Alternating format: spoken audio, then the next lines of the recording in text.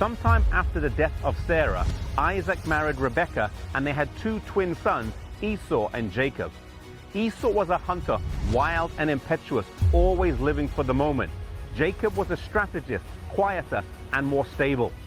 Longing for the spiritual blessing that accompanied the birth of the eldest son, Jacob deceived his father and stole the birthright. Forced to leave home in the aftermath of this debacle, Jacob traveled north to Haran, where he married two sisters, Leah and Rachel, due to the deceit of his father-in-law.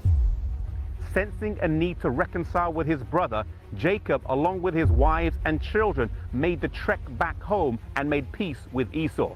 He would then settle in the hill country right here around Jerusalem.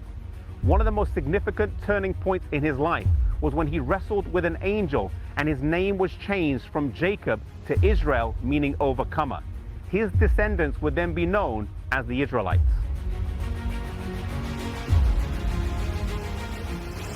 Jacob had 13 children from 4 different women, and his favorite son was Joseph. He gifted him a multicolored coat, which aroused the jealousy of his brothers. One day Joseph was carrying food to his brothers, and they attacked him and threw him into a pit. This site here in Dothan is traditionally thought to be the pit that Joseph was thrown into. Deciding not to kill him, they sold him to some Midianite traders for 20 pieces of silver. Joseph was then taken to Egypt, where he was sold as a slave to Potiphar. Transitioning from favorite son to slave, Joseph worked tirelessly in Potiphar's house. Initially he flourished, but things didn't last long. Falsely accused of assaulting Potiphar's wife, he was thrown into jail, where he remained until he was summoned by Pharaoh. Pharaoh had a dream that he couldn't understand, and the king's butler recommended Joseph as an interpreter of dreams.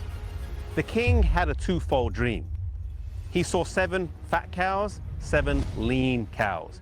He saw 7 full ears of grain and 7 withered ears of grain. Joseph correctly interpreted that it would mean 7 years of plenty followed by 7 years of famine. He then tells Pharaoh that he needs to prepare for the 7 years of plenty. Interestingly, during this time, there was an agricultural program whereby 17,000 acres of land, or 450 square kilometers, is irrigated. Many believe this correlates with the 7 years of plenty. This area of land today is connected by a man-made canal called Bahr Jusef, or Joseph's Canal, to the River Nile, and is known as the Fayum Basin. Then, during the 7 years of famine, there is a land reclamation project whereby all land that is privately owned is consolidated under the crown or pharaoh. Many believe this correlates with Genesis 47, which says they traded their land for food. During the 7 years of famine, Joseph is reunited with his brothers, and he forgives them. And he also sees his father before he dies. His father, though, requests that he be buried not in Egypt, but that they carry his bones back to Israel, and he is buried in the cave of the patriarchs in Hebron. The children of Israel then lived here in Egypt, where the Bible says they lived in the land of Goshen, at first peacefully with their families, for the next few hundred years.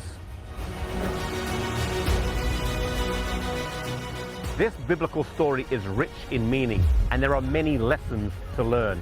Perhaps the most significant lesson from the life of Joseph is how he dealt with misfortune and fame. From favorite son to slave, to prisoner to prime minister, he always put God first in life. Never has someone been subject to such changes in life's circumstances in such a short space of time. Joseph gives us an example of steadfastness in spite of change, no matter what life throws at us. May we be faithful to God and always put him first, no matter what happens with us.